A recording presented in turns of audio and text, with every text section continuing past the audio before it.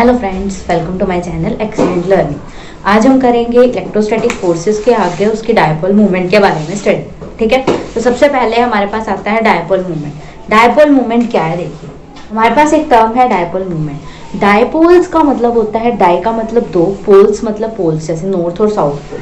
तो यहाँ पे आपका डायपोल क्या बनेगा, एक पॉजिटिव और एक नेगेटिव चार्ज। ठीक है, डायपोल्स मतलब दो डिफरेंट पोल्स, जैसे नॉर्थ पोल और साउथ पोल होता है। सिमिलर केस में आपका पॉजिटिव और नेगेटिव चार्जेस की बात करें, क्योंकि ये इलेक्ट्रोस्टैटिक फोर्स के अंदर बात हो रही है। ठीक है, तो अब डायपोल मतलब दो पोल्स हो गए, मूवमेंट मतलब इनके बीच में मूवमेंट। तो इनके बीच में मूवमेंट कैसे होगी कि इनका कितना डिस्टेंस है, तो ये बेसिकली आपका आ जाता है इनके बीच में डिस्टेंस।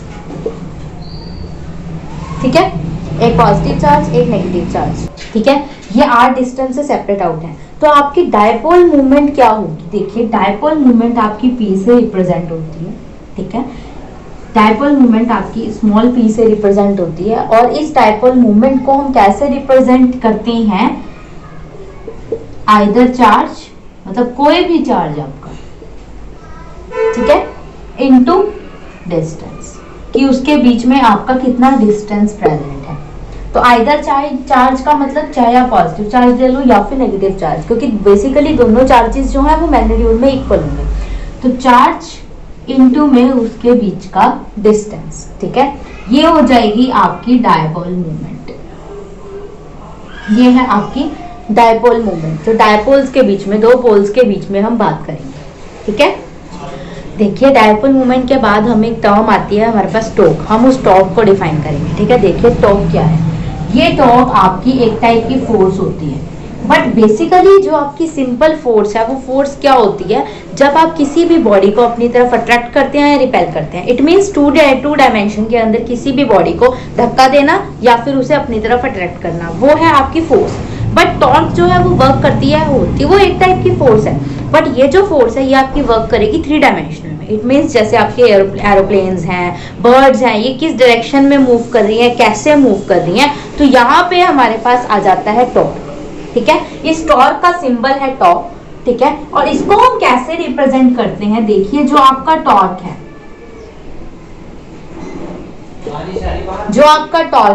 ये टॉर्क आपका फोर्स कि कितनी बॉडी पे फोर्स लग रही है और उसके बीच में परपेंडिकुलर डिस्टेंस। इट मींस अगर आपका कोई चार्ज यहाँ पे प्लेस है, ठीक है, तो इन दोनों के बीच में, ये तो आपकी 2D के अंदर फिगर हो गई, ये 2D आपके सिर्फ फोर्स बताएगी। बट अगर आपकी यही बॉडी आपकी 3D में मूव कर जाए, देखिए ऐसे है, ये एक पॉजिटिव चार्ज है और एक नेगेटिव चार्ज है, तो अब इन दोनों के बीच में इनकी मूवमेंट कैसे होगी। ठीक है, पॉजिटिव चार्ज नेगेटिव चार्ज को अपनी तरफ अट्रैक्ट करेगा, इट मींस इसका फोर्स आपका इस डायरेक्शन में लगेगा। नेगेटिव चार्ज पॉजिटिव को अट्रैक्ट करेगा, वो इस डायरेक्शन में फोर्स लगाएगा। तो अब जो ऐसे वाली बॉडी है ये कभी ऐसे मूव करेगी, ठीक है, और कभी ऐसे मूव करेगी। तो ये जो आपकी मूवमेंट है इन डिफरेंट डायरेक्शंस, ये हमारे पास बताएगी टॉर्क। तो ये टॉर्क कैसे बताती है, ये इस बॉडी का परपेंडिकुलर डिस्टेंस। ठीक है, ये इस बॉडी का परपेंडिकुलर डिस्टेंस, और इस बॉडी पर परपेंडिकुलर की डिस्टेंस तक कितनी फोर्स अप्लाई होगी, मतलब यहां तक ये आपके पास कितनी फोर्स लगेगी, और ये आपका जो डिस्टेंस है वो डिस्टेंस कितना होगा। ठीक है, तो ये हमारे पास बताएगी टॉर्क। तो टॉर्क क्या बताएगी आपके पास, either force into perpendicular distance, कि आपकी बॉडी के अंदर या जो भी चार्ज आप मूव करा रहे हो उनका परपेंडिकुलर डिस्टेंस कितना है। ठीक है, अब इसी से रिलेटेड हम कुछ इसकी इक्वेशन स्टडी करेंगे कि कैसे फॉर्मूले में जनरेट हुई, हमने कौन सी डायरेक्शन से। हमने बात करनी है टॉर्क की, कि टॉर्क कैसे एक्ट कर रहा है डायपोल्स के ऊपर। डायपोल मतलब पॉजिटिव और नेगेटिव वाले पोल्स, उनके ऊपर यूनिफॉर्म इलेक्ट्रिक फील्ड। यूनिफॉर्म मतलब एक जैसी इलेक्ट्रिक फील्ड। तो हमने क्या किया, एक इलेक्ट्रिक फील्ड ले ली जो एक ही डायरेक्शन में फ्लो कर रही है। देखिए इसके ऊपर हमने पॉजिटिव और नेगेटिव चार्जेस का एक बंडल ले लिया। ठीक है, एक ले ली हमने वायर ले ली, इसके अंदर एक तरफ पॉजिटिव चार्ज है और एक साइड नेगेटिव चार्ज है। इसमें आपकी इलेक्ट्रिक फील्ड जो है वो प्रोड्यूस हो रही है। ठीक है, तो यहाँ पे अब हम क्या कर रहे हैं, इन दोनों चार्जेस के बीच हम जो नॉर्मली डिस्टेंस लेते हैं वो डिस्टेंस आपका आर डिस्टेंस हो गया। परपेंडिकुलर ये आपका डिस्टेंस है। ठीक है, ये BC, इनका नाम दे दिया हमने ABC, एक ट्राइंगल बन गया। अब देखिए पॉजिटिव चार्ज जब इसको अपनी तरफ अट्रैक्ट करेगा तो वो इलेक्ट्रिक फील्ड के अपोजिट डायरेक्शन में फ्लो करेगा। ठीक है, तो इसकी जो फोर्स है वो इस डायरेक्शन में लगेगी। फोर्स इलेक्ट्रिक फील्ड के केस के अंदर आपकी फोर्स क्या हो जाएगी, Q इंटू ई। ठीक है, सिमिलरली आपके यहाँ पे इस केस में ये इस तरफ इलेक्ट्रिक फील्ड लगाएगा तो फोर्स इस इलेक्ट्रिक फील्ड के केस में क्या हो जाएगी, Q इंटू ई। ठीक है, अब यहाँ पे हमारी दोनों फोर्सेस हैं एक ही डायरेक्शन में, तो दोनों फोर्सेस की वजह से हमारे पास क्या रिजल्ट आएगा, यहाँ पे आपकी जो फोर्सेस हैं वो बैलेंस हो जाएंगी, तो ये बॉडी फोर्सेस की वजह से मूव नहीं करेगी, इस बॉडी को हमें टॉर्क की वजह से मूव करवाना पड़ेगा। अब देखिए, अब इसकी वजह से हमारे पास जो फोर्सेस आई है, फोर्सेस दोनों इक्वल है, तो हमारे पास क्या होगा, पॉजिटिव और नेगेटिव चार्ज की वजह से सिर्फ जो फोर्सेस हैं उनके अंदर सिर्फ साइन में चेंज आएगा, क्योंकि वो चार्ज नेगेटिव है। तो अगर हम इनकी फोर्सेस का सम करते हैं तो हमारे पास वैल्यू क्या आ जाएगी, QE plus minus of QE। तो ये रिजल्ट क्या दे देगी, 0, कि हमारे पास फोर्स कोई अप्लाई नहीं हो रही, बट हमारी जो बॉडी है वो मूव करेगी। तो वो मूव किसकी वजह से करेगी, डायपोल्स की वजह से। ठीक है, डायपोल्स हैं और टॉर्क की वजह से मूव करेगी। तो यहाँ पे हम टॉर्क कैलकुलेट कर लेंगे। टॉर्क क्या होता है, एक साइड का फोर्स इनटू परपेंडिकुलर डिस्टेंस। ठीक है, अब आपके पास फोर्स सिर्फ एक नेगेटिव साइन की वजह से चेंज है, तो हम कोई भी टाइप का फोर्स ले सकते हैं। तो फोर्स हम ले लेंगे इसके अंदर QE। ठीक है, इनटू आ जाएगा परपेंडिकुलर डिस्टेंस क्या है आपका, BC। ये हम इसे दे देते हैं इक्वेशन 1। अब सबसे पहले हमें क्या है, इस BC की वैल्यू कैलकुलेट करनी पड़ेगी। अब देखिए, ये BC की वैल्यू, ठीक है, यहाँ पे हम मान लेते हैं कि ये एंगल जो है इसके साथ थीटा एंगल बना रहा है। ठीक है, बंडल हमारा इस स्ट्रेट लाइन के साथ थीटा एंगल बना रहा है। तो यहाँ पे हमारे पास परपेंडिकुलर डिस्टेंस कितना होगा, देखिए perpendicular distance perpendicular upon hypotenuse, sine की वैल्यू होती है। तो यहाँ पे देखिए क्या आ जाएगा, sine theta is equals to perpendicular BC upon hypotenuse AC। तो sine theta is equals to BC तो हमें कैलकुलेट करना है, उसे हम एज इट इज रखेंगे, और AC की वैल्यू कितनी है, R। तो BC कितना आ जाएगा हमारे पास, R साइन थीटा। ठीक है, तो अब यहाँ पे हम उस BC की वैल्यू को सब्स्टिट्यूट कर देंगे, कितना होगा, R साइन थीटा, और QR E साइन थीटा। अब देखिए QR क्या है, डायपोल मूवमेंट, चार्जेस और उनके बीच का डिस्टेंस। तो इसको हम क्या लिख सकते हैं, स्मॉल p। तो P डॉट PE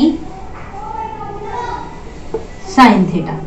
ठीक है, अब आप एक मैथ्स में एक टर्म पढ़ेंगे कि जब भी हमारे पास दो ऐसे चार्जेस जिनकी कोई ना कोई डायरेक्शन हो, उनके साथ साइन थीटा का एंगल आ जाए, तो हम उसे कैसे रिप्रेजेंट करते हैं, P क्रॉस E। ये क्रॉस का सिंबल होता है, ये अभी आप मैथ्स में पढ़ेंगे कि ये क्रॉस प्रोडक्ट और डॉट प्रोडक्ट हम कब लेते हैं। बट ये बात आपने यहाँ पे ध्यान रखनी है कि जब आपका इसके अंदर दो ऐसे वैल्यूज जो आपके परपेंडिकुलर हो, मतलब एक दूसरे के अपोजिट जा रही हो, डायपोल्स की वजह से देखिए इलेक्ट्रिक फील्ड दोनों आपस में ऑलमोस्ट परपेंडिकुलर हैं, तो उनके बीच में जो हमारे पास एंगल आता है साइन थीटा, और अगर हम साइन थीटा को हटा दें तो हमारे पास P क्रॉस E, इसकी जो वैल्यू है वो यही वैल्यू बनेगी। ठीक है, तो ये है आपका टॉर्क डायपोल मूवमेंट में यूनिफॉर्म इलेक्ट्रिक फील्ड के साथ। अब हमने कैलकुलेट करना है potential energy associated with torque and dipoles. Dipoles के साथ और टॉर्क के साथ कैसे जो है वो आपकी बॉडी जो है वो एसोसिएट कर रही है। ठीक है, पोटेंशियल एनर्जी बेसिकली आपका क्या हो गया, वर्क डन। ठीक है, तो कितना हमारे पास वर्क डन हुआ है, तो आपका वर्क डन का जो फॉर्मूला होता है वो होता है P, मतलब कितना फोर्स आपने अप्लाई किया, बेसिकली फोर्स। ठीक है, फोर्स होता है और साथ में उसका कितना डिस्टेंस चेंज किया। तो यहाँ पे जो आपका डिस्टेंस हो जाएगा वो डिस्टेंस होगा कि एंगल में कितना चेंज हुआ। देखिए आपकी बॉडी है AB, एक बॉडी है, वो किसी एक एंगल से टिल्ट हो चुकी है। पहले उसकी एक्सिस पे θ1 था, जब वो चेंज हो गया θ2 एंगल बन गया, तो उन दोनों के बीच में चेंज कितना आया, dθ से, तो वो कितनी क्या होगी आपकी डिस्प्लेसमेंट। अब यहाँ पे एंगल में डिस्प्लेसमेंट हुई है, तो वर्क डन क्या होता है, फोर्स इनटू डिस्प्लेसमेंट। फोर्स यहाँ पे टॉर्क, क्योंकि 3D की बात हो रही है, और एंगल में चेंज आया तो इस वजह से d। ठीक है, अब आपका ये हो जाएगा स्मॉल वर्क। ये d ओमेगा लगाते हैं हम स्मॉल वर्क के लिए कि थोड़ा आपने काम किया है। ठीक है, तो यहाँ पे हम क्या करेंगे, इस टॉर्क की वैल्यू जो हम अभी तक कैलकुलेट करते आ रहे हैं, अभी लास्ट में हमने कैलकुलेट की, वो क्या थी, PE sine theta d theta. ठीक है, अब हमने एक छोटी सी टर्म का ध्यान रखना है कि यहाँ पे हमारे पास वर्क डन में चेंज हो रहा है। वर्क डन कैसे चेंज हो रहा है, जीरो से, मतलब जब कोई वर्क नहीं था और एक फुल वर्क था, तो 0 से लेके W तक आपका वर्क चेंज हो रहा है। और आपका एंगल कहां से चेंज हो रहा है? θ1 से θ2 तक। देखिए पहले θ1 एंगल था, बाद में रोटेट होके एंगल कितना हो गया? θ2। तो एंगल में आपका चेंज हो गया। तो जब भी आपके पास ऐसा कुछ चेंज आए तो हम एक टर्म यूज करते हैं जिसका नाम है इंटीग्रेशन। इंटीग्रेशन का मतलब सारी चीजों को कलेक्ट कर लेना, इंटीग्रेट कर देना। तो यहाँ पे हम जो यूज करेंगे वो वही इंटीग्रेशन की टर्म यूज करेंगे, ठीक है। तो देखिए अब इसके अंदर हमने क्या करना है, ये आपके पास फॉर्मूला बन गया, ये आपका इंटीग्रेशन का सिंबल हमने दोनों साइड लगा देना है। ये वर्क आपका 0 से स्टार्ट हुआ था और W तक गया, मतलब एक particular work 10 joule 20 joule something work हुआ होगा। और एंगल आपका कहां से शुरू हुआ? θ1 से स्टार्ट होके θ2 तक चला गया, ठीक है। अब ये आपका स्मॉल चेंज जो है इंटीग्रेशन से कैंसिल हो जाता है, बट ये आपको कैंसिल करके नहीं दिखाना। तो यहाँ पे आपकी क्या वैल्यू बच जाएगी? Only W। W क्या है? 0 से W तक जो चेंज हो रहा है। अब इधर साइड देखिए P डायपोल्स है, E इलेक्ट्रिक फील्ड है, उसका तो कोई एंगल से चेंज नहीं है। तो ये दोनों चीजें जो है वो आपकी बाहर आ जाएंगी इंटीग्रेशन से। अंदर क्या रह गया? θ1 θ2 sin θ dθ, ठीक है। अब एक छोटी सी बात जो इन डेरिवेशंस के अंदर आपको याद रखनी है, साइन थीटा का डेरिवेटिव जो होता है वो आपका होता है कॉस थीटा, ठीक है। साइन थीटा का डेरिवेटिव आपका माइनस कॉस थीटा। तो हम यहाँ पे वही अप्लाई करेंगे। देखिए W 0 to W which is equals to PE as it is minus cos theta. अब डी थीटा आपका यहाँ से कैंसल हो जाएगा, ठीक है। और ये क्या बन गई? θ1 to θ2 तक आपकी लिमिट बन गई। अब इसके अंदर क्या है आपका एक और formula, upper limit minus lower limit, मतलब पहले ऊपर वाली वैल्यू फिर नीचे वाली वैल्यू और माइनस सेंटर में। तो पहले W minus 0 which is equals to PE, ऊपर वाली वैल्यू पहले माइनस कॉस θ2, फिर एक साइन माइनस का बीच में और एक माइनस यहाँ पे, ये क्या बन जाएगा? प्लस cos θ1, ठीक है। तो यहाँ पे आपकी क्या वैल्यू आ गई? W which is equals to PE, ये पॉजिटिव था, पॉजिटिव वाले को हम पहले लिख लेंगे, θ1 माइनस कॉस θ2, ठीक है। ये आ गया आपका डायपोल में चेंज। अब जैसे जैसे आपका एंगल चेंज होगा वैसे वैसे आपकी थीटा की वैल्यू चेंज होती चली जाएगी।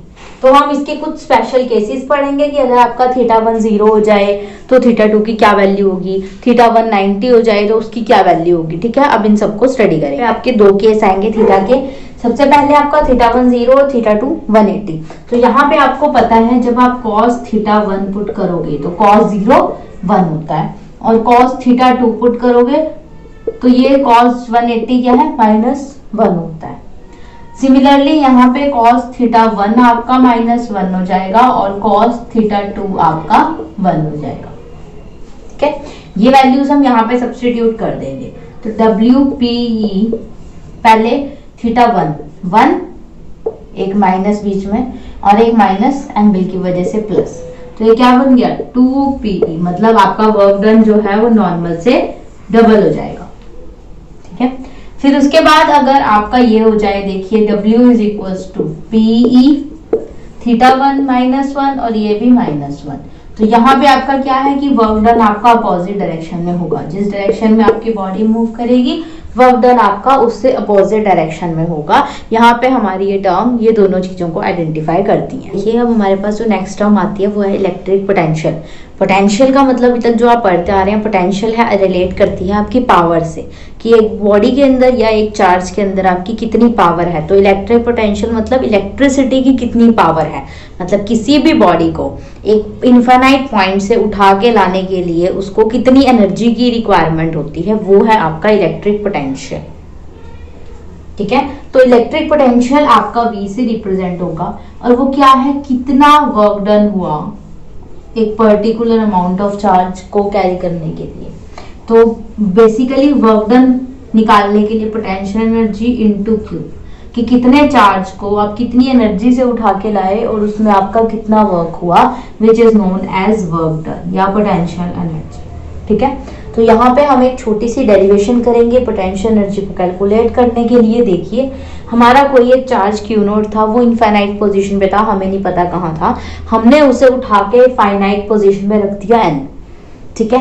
n से m तक डिस्प्लेस होने में उसका जो डिस्टेंस है वो dx है, और यहाँ से इसका पर्टिकुलर जो डिस्टेंस है वो x है, ठीक है। फिर उसके बाद हमने धीरे धीरे छोटे छोटे अमाउंट में उसका वर्क किया, और वो वर्क आपका dx करते करते हम उसे अपने r पॉइंट तक ले आए, ठीक है।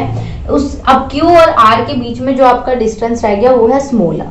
तो यहाँ से हम निकाल लेंगे कि कितना वर्क डन हुआ, ठीक है। तो वर्क डन क्या होता है, देखिए आपका वर्क डन क्या है, फोर्स इनटू डिस्प्लेसमेंट, और यहाँ पे जो आपकी डिस्प्लेसमेंट हो रही है वो हो रही है स्मॉल डिस्प्लेसमेंट, मतलब dx, ठीक है।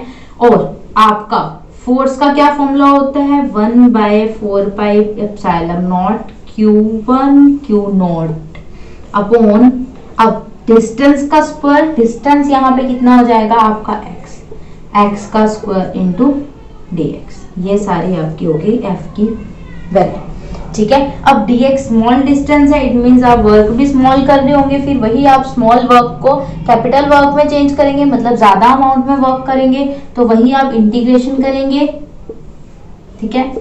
और यहाँ पे 1/4πε0 q not upon x square into dx।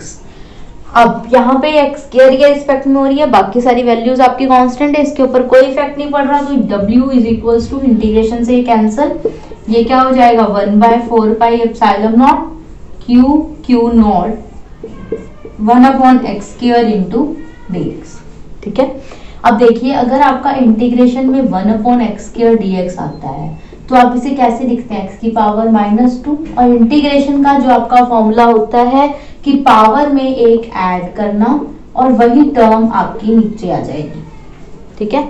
तो यहाँ पे भी हम वही टर्म अप्लाई करेंगे, देखिए q नॉट अपॉन में 4πε0, यहाँ पे क्या आ जाएगी x की पावर -2 + 1, नीचे भी -2 + 1, ठीक है। तो ये क्या बन गया q नॉट 4πε0 इंटू x की पावर -1 डिवाइड बाय -1। तो यहाँ से जो आपका वर्क डन आता है वो वर्क डन कितना आ गया, q नॉट 4πε0 -1/x, ठीक है। तो ये आपका जो माइनस साइन रिप्रेजेंट करेगा, ये माइनस रिप्रेजेंट कर रहा है कि आप अपोजिट डायरेक्शन में वर्क कर रहे हैं, आपकी बॉडी कहीं दूर थी, वहां से आप उसे कैरी करके ला रहे हो, अपनी तरफ अट्रैक्ट कर रहे हो, तो ये अट्रैक्शन की वजह से आपका नेगेटिव साइन आया है, ठीक है। तो ये थी बात हमारी इलेक्ट्रिक पोटेंशियल की, ये इसकी फर्स्ट डेरिवेशन की कैसे हम इलेक्ट्रिक पोटेंशियल कैलकुलेट करते हैं। इसमें इतने स्टडी करेंगे, कल हम करेंगे इसकी इलेक्ट्रिक फ्लक्स के बारे में और साथ में आपकी गॉस थ्योरम, ठीक है। तो आप इसे कंटिन्यू स्टडी करते रहिए, और अगर आपको समझ आ रहा है तो इसे लाइक शेयर एंड सब्सक्राइब जरूर कीजिएगा, और अगर कोई भी क्वेरी है तो आप कमेंट सेक्शन में बताइए। Thank you.